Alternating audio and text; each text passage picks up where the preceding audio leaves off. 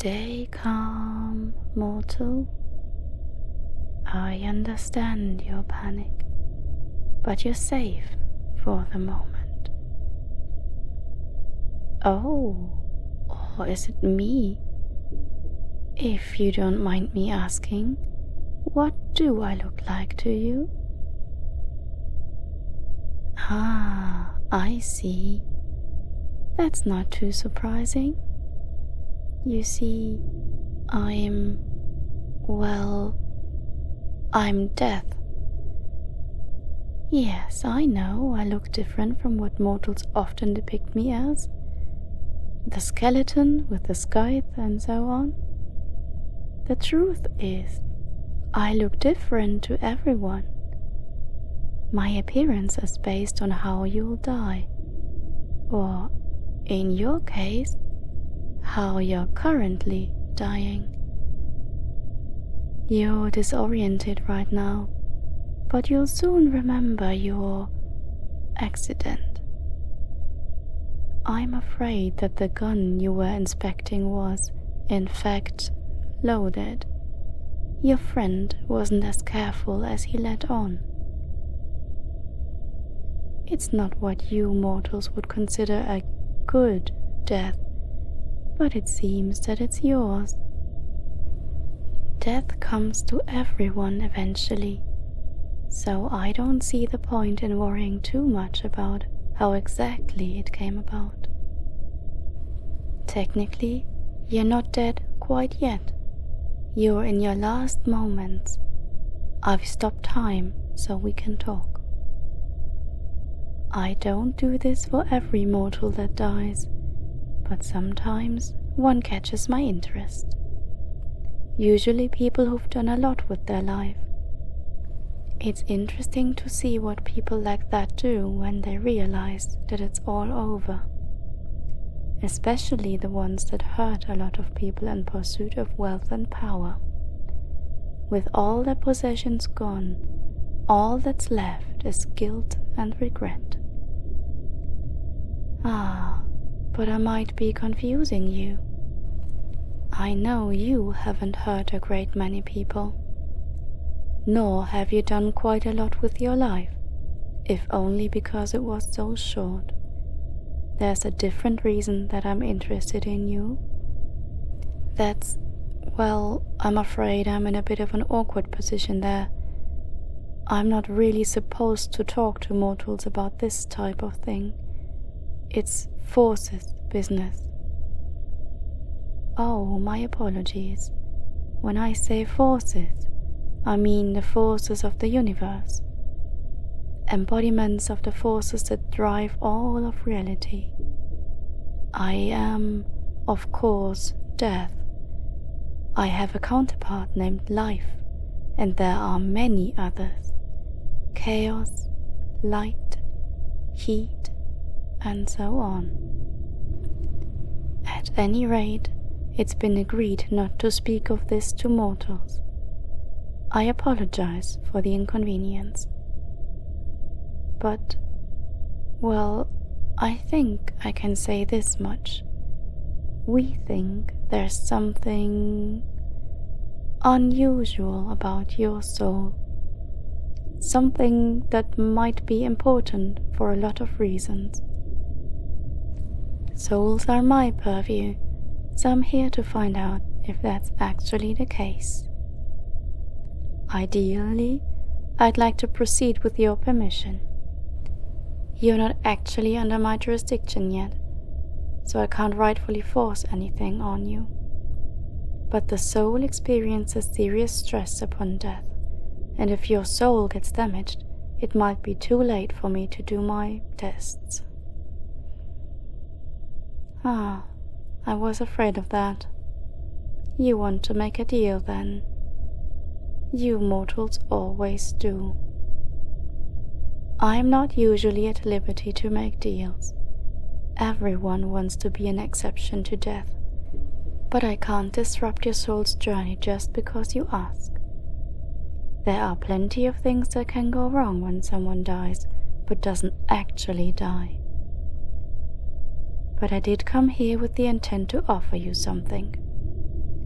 I can't guarantee an exception, but if I find what I'm looking for, then it might be warranted. If you refuse, then I'll just have to leave and you'll pass on. I thought you might. Well, good. To start, I just have a few questions.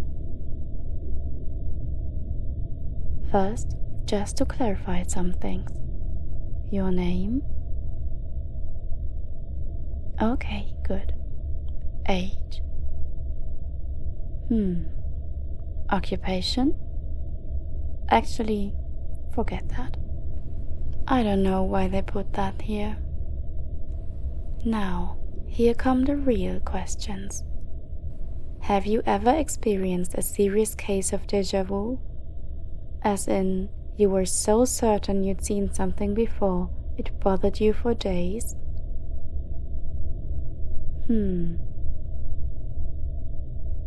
How about this?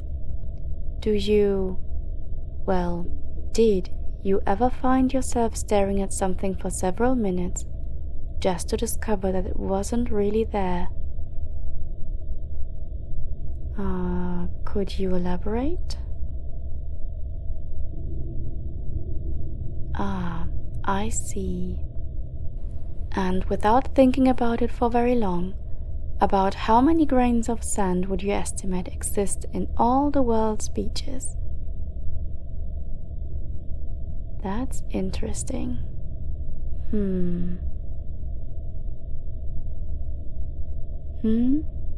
Oh, well, I can't tell for certain, but it's possible you're what I was looking for. I was hoping for a conclusive answer through the questions, but... Oh, it's just that if I want to go any further, I'll have to, open your soul, I'd suppose you'd say. I'm afraid it's a very unpleasant experience. And what's more, there's a risk of permanent damage. Naturally, I do know what I'm doing, but I'd be lying if I said that there wasn't a chance that something could go wrong. Well, if there were permanent damage, it could have all kinds of effects on your afterlife. Your ability to think or perceive what's around you could be hampered. You might experience severe mood swings. You might even become unable to enter the afterlife altogether. All of these things are possible upon death, but what I'm proposing will carry a somewhat higher risk. The forces would resent it if I let you back out, but I know more than anyone that the soul is sacred. If you want to stop here, you will have a better chance of being able to pass on to the next world peacefully. If anything should go wrong, it will stay that way forever.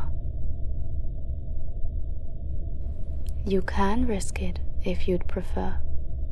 Remember, me finding what I'm looking for is your only chance at returning to life. But you will die eventually. It may not be worth it to risk your afterlife for a few more decades of life, although you're the only one who can decide that.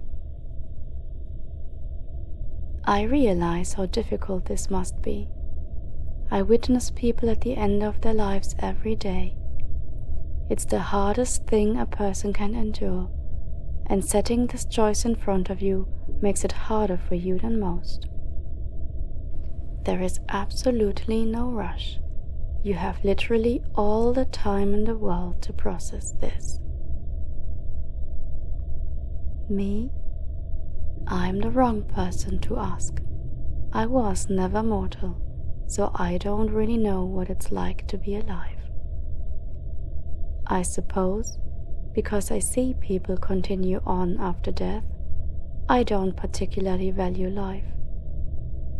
But it's different from the afterlife. The afterlife is constant, peaceful, but unchanging. Life is where things happen. You mortals always treasure it, even after it's over. Perhaps there's a good reason why. You have reached a conclusion? Are you sure? You can take more time if you need to, of course. Very well. What did you decide? I see. And you're certain you want to take the risk. Interesting. Very interesting. Well then, we'd best get started. Now, this won't be enjoyable. It won't hurt exactly, but the soul is the most fundamental, most private part of you. When I start poking through it, it will feel, well, violating. I promise I won't take any longer than I need to, but you'll need to endure it for a while. Now, hold still for me. Do your best to relax. It will make the process smoother. So, what are we working with? Not quite as pure as I expected. No judgments. That's not my job. That actually makes things easier, anyway. Provides some contrast, you might say. Now, what's this? Is that... No, wait. Maybe... Oh,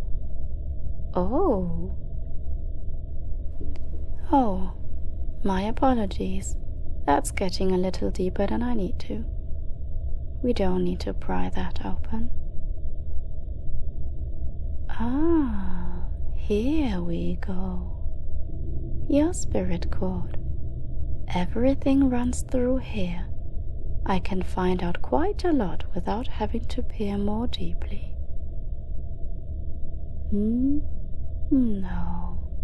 No need to worry.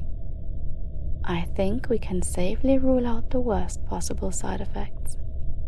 Your soul is strong, with few abnormalities.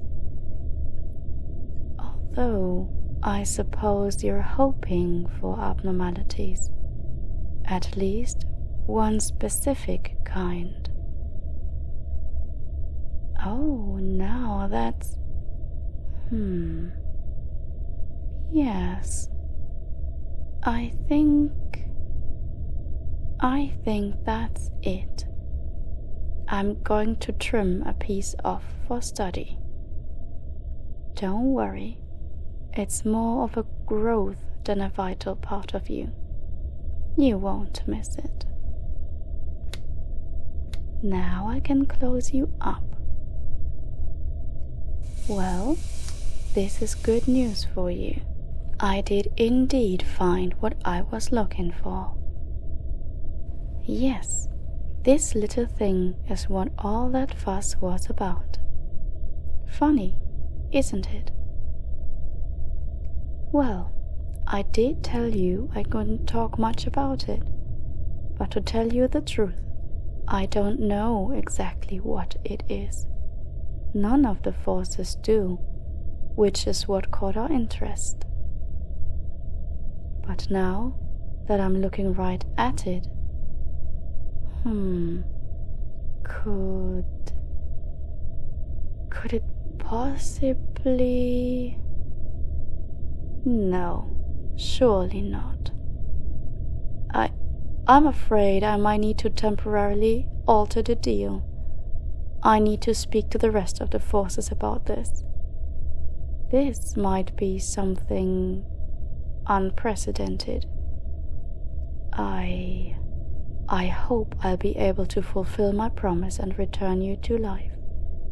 but for the time being, I need to keep you here, paused in your last moments. I'm going to put you into stasis, sort of like a dreamless sleep. When you wake, I'll be back with some more definitive answers. For what it's worth, you deserve better. I'll vouch for you, I swear it. Now, good night.